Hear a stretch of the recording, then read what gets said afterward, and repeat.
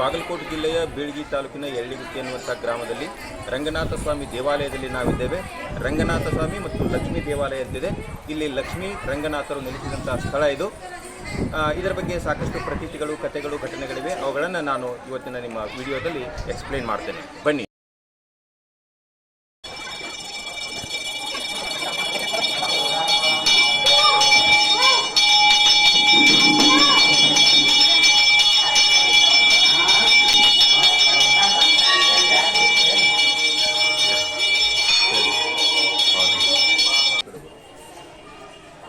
ಇದು ನನ್ನ ಬಲಭಾಗದಲ್ಲಿರುವಂಥದ್ದು ರಂಗನಾಥ ಸ್ವಾಮಿ ದೇವಾಲಯ. ಎಡಭಾಗದಲ್ಲಿ ಅಲ್ಲಿ ಜೂಮ್ ಮಾಡಿ ಲಕ್ಷ್ಮೀ ದೇವಾಲಯ ಕಾಣ್ತಾ ಇದೆ. ಲಕ್ಷ್ಮೀ ಬೆಟ್ಟ, ಅದು ಪುಟ್ಟ ಬೆಟ್ಟ ಇದೆ. ಇವು ಎರಡೂ ದೇವಾಲಯಗಳು ನನ್ನ ಕಡೆ. ಲಕ್ಷ್ಮೀ ದೇವಾಲಯ, ರಂಗನಾಥ ದೇವಾಲಯ. ಲಕ್ಷ್ಮೀ ರಂಗನಾಥರು ನೆಲೆಸಿದಂತಹ ಸ್ಥಳ ಯರಳಿಗುತ್ತಿ. ಇದರ ಪ್ರತೀತಿಯ ಬಗ್ಗೆ ನಾನು ಆ ಲಕ್ಷ್ಮೀ ಬೆಟ್ಟಕ್ಕೆ ಹೋಗ್ತಾ ನಿಮಗೆ ಮಾಹಿತಿಯನ್ನು ಕೊಡ್ತೇನೆ. ಬನ್ನಿ. ಪೂರ್ವ ದಿಕ್ಕಿಗೆ ಮುಖ ಮಾಡಿಕೊಂಡು ನಾನು ನಿಂತಿದ್ದೇನೆ. ಬಲಭಾಗದಲ್ಲಿ ರಂಗನಾಥ ಸ್ವಾಮಿ ದೇವಸ್ಥಾನ ಇದೆ, ಎಡಭಾಗದಲ್ಲಿ ಲಕ್ಷ್ಮೀ ದೇವಸ್ಥಾನ ಇದು ಬೆಟ್ಟದ ಮೇಲಿದೆ. ಇದೇ ಮಾರ್ಗವಾಗಿ ನಾವು ನಡ್ಕೊಂಡು ಹೋಗ್ಬೇಕು. ಎಲ್ಲಿ ಕಾಣ್ತಾ ಇದೆ ನೋಡಿ, ಇಲ್ಲಿ ಅಷ್ಟು ನಡ್ಕೊಂಡು ನಾವು ಹೋಗ್ತೇವೆ. ಈ ಮಾರ್ಗದ ಮುಖಾಂತರ ಹೋದರೆ ಇಲ್ಲಿ ಲಕ್ಷ್ಮೀ ದೇವಾಲಯ ನಮಗೆ ಕಾಣಿಸ್ತದಲ್ಲ, ಆ ದೇವಾಲಯಕ್ಕೆ ನಾವೀಗ ಪ್ರವೇಶ ಆಗ್ತಾ ಇದ್ದೇವೆ. ಬಾಗಲಕೋಟೆ ಜಿಲ್ಲೆಯ ಬೀಳ್ಗಿ ತಾಲೂಕಿನ ಯರಳಿಗುತ್ತಿ ಗ್ರಾಮದಲ್ಲಿದ್ದೇವೆ. ಇದು ಲಕ್ಷ್ಮೀ ಬೆಟ್ಟ ಅಂತ ಕರೀತಾರೆ. ಈಗ ನಾವು ನಿಂತಿರುವಂಥ ಪ್ರದೇಶವನ್ನು ನಾನು ಪೂರ್ವ ದಿಕ್ಕಿಗೆ ಮುಖ ಮಾಡ್ಕೊಂಡು ನಿಂತಿದ್ದೇನೆ. ಇದು ಲಕ್ಷ್ಮೀ ಬೆಟ್ಟ, ಇಲ್ಲಿ ಕಾಣ್ತಾ ಇದೆ ನೋಡಿ, ಇದು ಲಕ್ಷ್ಮೀ ದೇವಾಲಯ ಇದು. ಆನಂತರ ಇದರ ಬಲಭಾಗದಲ್ಲಿ ಒಂದು ದೇವಸ್ಥಾನ ಇದೆ, ಒಂದು ಪುಟ್ಟ ಬೆಟ್ಟದ ಮೇಲೆ, ಅದು ಶ್ರೀ ರಂಗನಾಥ ದೇವಾಲಯ.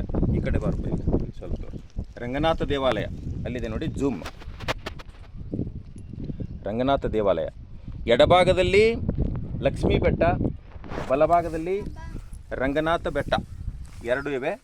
ಇದು ಆಲಮಟ್ಟಿ ಹಿನ್ನೀರಿನಿಂದ ಎಲ್ಲ ನೀರು ಆವರಿಸಿದೆ. ಈಗ ಸದ್ಯಕ್ಕೆ ನದಿ ದಂಡೆಯಲ್ಲಿರುವಂಥ ದೇವಸ್ಥಾನಗಳ ಥರ ಇದು ತೋರ್ತಾ ಇದೆ ನಮಗೆ. ಇದಕ್ಕೆ ಒಂದು ಹಿನ್ನೆಲೆ ಇದೆ. ಮೊದಲಿಗೆ ಯಾವ ದೇವಸ್ಥಾನ ಪ್ರಾರಂಭ ಆಯಿತು ಅನ್ನೋದಕ್ಕೆ ಒಂದು ಪೌರಾಣಿಕವಾದಂಥ ಹಿನ್ನೆಲೆ, ಒಂದು ಕಥೆಯೂ ಕೂಡ ಇದೆ. ಈ ಕಡೆ ಪೌರಾಣಿಕವಾದಂಥ ಒಂದು ಹಿನ್ನೆಲೆ ಇದೆ.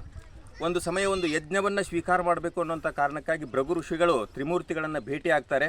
ಆವಾಗ ಕೊನೆಗೆ ಬಂದು ವಿಷ್ಣುವನ್ನು ಭೇಟಿ ಆಗ್ತಾರೆ. ವಿಷ್ಣುವನ್ನು ಭೇಟಿಯಾದಾಗ ವಿಷ್ಣು ಇವ್ರ ಕಡೆಗೆ ಗಮನ ಹರಿಸೋದಿಲ್ಲ. ಆವಾಗ ಭೃಗು ಋಷಿ ತನ್ನ ಕೋಪದಿಂದ ವಿಷ್ಣುವಿನ ಎದೆಯ ಭಾಗಕ್ಕೆ ತನ್ನ ಪಾದವನ್ನು ಸ್ಪರ್ಶ ಮಾಡಿ ಆತನ್ನು ಎಚ್ಚರಿಸಬೇಕು ಅನ್ನುವಂಥ ಪ್ರಯತ್ನವನ್ನು ಮಾಡ್ತಾನೆ. ಆಗ ವಿಷ್ಣುವಿನ ಹೃದಯ ಭಾಗದಲ್ಲಿ ಇದ್ದಂಥವಳು, ವಾಸವಾಗಿದ್ದಂಥವಳು ಲಕ್ಷ್ಮೀದೇವಿ. ಅವುಗಳು ಶಾಪವನ್ನು ಕೊಟ್ಟು ಪತಿಯ ಮೇಲೆಯೂ ಕೂಡ ಕೋಪಿಸಿಕೊಳ್ತಾನೆ. ಯಾಕಂತಂದರೆ ವಿಷ್ಣು ಆ ಭೃಗು ಋಷಿಯನ್ನು ಸಮಾಧಾನ ಪಡಿಸೋದಕ್ಕೆ ಪ್ರಯತ್ನ ಮಾಡ್ತಾನೆ ಹೊರತು ಹೆಂಡತಿ ಬಗ್ಗೆ ಆಲೋಚನೆ ಮಾಡೋದಿಲ್ಲ. ಆವಾಗ ಕೋಪಿತಳಾದಂತಹ ಲಕ್ಷ್ಮೀದೇವಿ ಆತನ ಹೃದಯದಿಂದ ಹೊರಗೆ ಬಂದು ಬಹುದೂರದಲ್ಲಿ ಬಂದು ನೆಲೆಸ್ತಾಳೆ. ಹಾಗೆ ನೆಲೆಸಿದಂತಹ ಸ್ಥಳವೇ ಈ ಲಕ್ಷ್ಮೀ ಬೆಟ್ಟದ ದೇವಾಲಯದಲ್ಲಿರುವಂತಹ ದೇವಿ.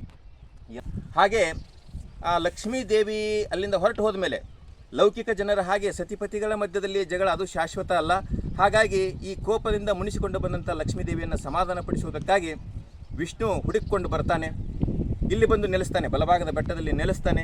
ಅಲ್ಲಿ ಒಂದು ಹುತ್ತದಲ್ಲಿ ರಂಗನಾಥ ಸ್ವಾಮಿ ಇಲ್ಲಿ ನೆಲೆಸಿದಾನೆ ಅನ್ನುವಂಥದ್ದು ಗೊತ್ತಾಗ್ತದೆ. ಅದರ ಹಿಂದೆ ಒಂದು ಕಥೆ ಇದೆ, ಅದನ್ನು ಬೇರೆ ಭಾಗದಲ್ಲಿ ನಾನು ಹೇಳ್ತೇನೆ. ಹಾಗೆ ನೆಲೆಸಿದಂಥ ರಂಗನಾಥ ಸ್ವಾಮಿ ಮತ್ತು ಲಕ್ಷ್ಮೀದೇವಿ ಅಕ್ಕಪಕ್ಕದಲ್ಲಿಯೇ ವಾಸವಾಗಿ ಈ ಗ್ರಾಮವನ್ನು ಉದ್ಧಾರವನ್ನು ಮಾಡುವುದಕ್ಕೆ ನೆಲೆಸಿದಂಥ ದೇವತೆಗಳಾಗಿದ್ದಾರೆ. ಇಲ್ಲಿ ಇನ್ನೊಂದು ಪ್ರತೀತಿ ಇದೆ. ಈ ದೇವಸ್ಥಾನ ಆಗಬೇಕಾದ್ರೆ ಇಷ್ಟು ದಿವಸಗಳವರೆಗೆ ಆಗಿಲ್ಲ, ಸುಮಾರು ಒಂದು 500 ವರ್ಷಗಳಾಗಿರ್ಬೋದು ರಂಗನಾಥ ದೇವಾಲಯ ನಿರ್ಮಾಣವಾಗಿ. ಆದರೆ ಈ ದೇವಾಲಯ ನಿರ್ಮಾಣ ಆಗಬೇಕಾದ್ರೆ ತುಂಬ ವಿಳಂಬ ಆಗುತ್ತೆ. ವಿಡಿಯೋ ಬರ್ತಾ ಇದ್ದೀರಾ? ಹಾಂ ಸರ್. ದೇವಾಲಯ ನೋಡಿ, ಲಕ್ಷ್ಮೀ ದೇವಾಲಯ, ಲಕ್ಷ್ಮೀ ದೇವತೆ. ಪೂಜಾರಿ ಅವರು ಸ್ವಲ್ಪ ತೋರಿಸ್ರಿ. ಪೂಜಾರಿ ಅವರು, ನಿಮ್ಮ ಹೆಸರು ರೀ? ಮಂಜುನಾಥ್ ಅವರೇ. ಹಾಂ, ಇದು ದೇವಾಲಯ ನಿರ್ಮಾಣದ ಯಾವಾಗ್ರಿ? ಇದು 2013. ಪ್ರತೀತಿ ಏನಿತ್ರಿ, ಹಂಗೆ ಹಿರವಳಿ ನೀರನ್ನ ತರಬೇಕು ಅನ್ನುವಂಥದ್ದನ್ನ ಏನು ದೇವಿನ ಹೇಳಿದ್ರು ಅಥವಾ ಎಲ್ಲಾರ ಬರ್ದಿಟ್ಟಿದ್ದಿತ್ತು? ಒಬ್ಬರ ಮಯ ಬಂದು ದೇವಿ ಹೇಳಿದ್ರು. ಗುಡಿ ಇಲ್ಲ ನನಗ ನೆಟ್ ಉರಿತೈತಿ, ನನಗ ಗುಡಿ ಕಟ್ಸ್ರಂತೆ ಊರ್ ಹಿರಿಯರಿಗೆ ಹೇಳಿದ್ರಿ. ಅದು ಗುಡಿ ಆಗ್ಬೇಕಾದ್ರೆ ಒಂದ ದಿನದಾಗ ಆಗ್ಬೇಕಂತ ಹೇಳಿದ್ರಿ.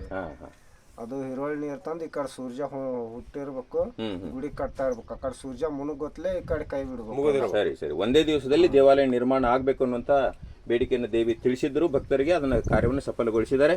ಇಲ್ಲಿ ಗ್ರಾಮಸ್ಥರಾದಂಥ ನಾರಾಯಣ್ ಬಡಿಗರ್ ಅಂತಿದ್ದಾರೆ. ನೀವು ಮೊದಲು ಇಲ್ಲಿ ದೇವಸ್ಥಾನಕ್ಕೆ ಬಂದಿದ್ರಿ? ದೇವಾಲಯ ನಿರ್ಮಾಣ ಆಗೋದಕ್ಕಿಂತ ಮುಂಚೆ ಬಂದಿದ್ದೇವೆ. ಹಾಂ, ಅವಾಗ ದೇವಾಲಯ ಇತ್ತು ಅಥವಾ ಹೆಂಗಿತ್ತು ರೀ ದೇವಾಲಯ? ಕಲ್ಲು ಮೂರ್ತಿ ಮಾಡಿ. ಸರಿ. ಇಲ್ಲೊಂದಿಷ್ಟು ಜನ ಭಕ್ತರಿದ್ದಾರೆ, ಬರ್ರಿ ಈ ಕಡೆ ಬರ್ರಿ ಇಲ್ಲಿ ತೋರಿಸ್ರಿ. ಇಲ್ಲಿ ಮಾಹಿತಿಯನ್ನು ಕೊಟ್ಟವರು, ಇದಕ್ಕೆ ಪೂರಕವಾದಂಥ ಮಾಹಿತಿಯನ್ನು ಕೊಟ್ಟಂತ ಯಂಕಮ್ಮ ಬಡಿಗೇರ್ ಇವರು ಕೂಡ ಮಾಹಿತಿಯನ್ನು ಕೊಟ್ಟಿದ್ದಾರೆ. But she is not interested to talk anything about this temple ನಾವು.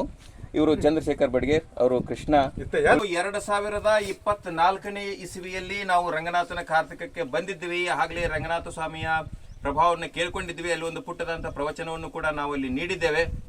ಅದಾದ ನಂತರ ಈ ಲಕ್ಷ್ಮೀ ದೇವಿ ಬಗ್ಗೆ ತಿಳ್ಕೊಳ್ಬೇಕು ಅನ್ನೋ ಅಪೇಕ್ಷೆ ನಮಗೆ ಬಂದಿತ್ತು. ನಮ್ಮ ತಾಯಿಯವರು ದೇವಾಲಯದ ಬಗ್ಗೆ ಹೇಳಿದ್ರು, ಹೆಚ್ಚಿನ ಮಾಹಿತಿಯನ್ನು ಪೂಜಾರಿ ಅವರು ನಮಗೆ ಒದಗಿಸಿದ್ದಾರೆ. ಎಲ್ಲ ಭಕ್ತರು ಇಲ್ಲಿ ಇವತ್ತು ಬಂದಿದ್ದೇವೆ. ಇದೇ ದೇವಾಲಯ ಯಾಕಂತಂದ್ರೆ ಒಂದು ಪ್ರತೀತಿ, ಒಂದು ಅಪೇಕ್ಷೆ ಇತ್ತು. ಇಲ್ಲಿ ಒಂದೇ ದಿವಸದಲ್ಲಿ ಹಿರಿಹೊಳೆಯ ನದಿಯ ನೀರನ್ನು ತಂದು ಒಂದೇ ದಿವಸದಲ್ಲಿ ಈ ದೇವಾಲಯವನ್ನು ಕಟ್ಟಬೇಕು ಅನ್ನುವಂಥದ್ದು ಅಪೇಕ್ಷೆ ಆಗಿತ್ತು ದೇವರದು ಅನ್ನುವಂಥದ್ದು ಒಂದು ವಿಚಾರವನ್ನು ಅವರು ನಮಗೆ ಪ್ರಸ್ತುತಪಡಿಸಿದ್ದಾರೆ. ಹಿರಿಹೊಳೆ ಅಂದರೆ ಕೃಷ್ಣಾ ನದಿ, ಅಲ್ಲಿಂದ ಆ ನೀರನ್ನು ತಂದು ಒಂದೇ ದಿವಸದಲ್ಲಿ ಈ ಕಾರ್ಯವನ್ನು ಮಾಡಿ ದೇವಾಲಯವನ್ನು ನಿರ್ಮಾಣ ಮಾಡುವಂಥ ಕೆಲಸ 2013ರಲ್ಲಿ ಸಫಲವಾಗಿದೆ. ಹಾಗಾಗಿ ಮೊದಲು ಕೇವಲ ಒಂದು ಕಲ್ಲು ಬಂಡೆಯ ಮೇಲೆ ಇದ್ದಂಥ ದೇವತೆ ಈಗ ಒಂದು ಪುಟ್ಟ ದೇವಾಲಯದಲ್ಲಿ ಪ್ರತಿಷ್ಠಾಪನೆಗೊಂಡಿದ್ದಾಳೆ. ಹೀಗಾಗಿ 2 ದೇವಾಲಯಗಳು ನಮ್ಮ ನೋಡಲಿಕ್ಕೆ ಇಲ್ಲಿ ಸಿಗ್ತವೆ.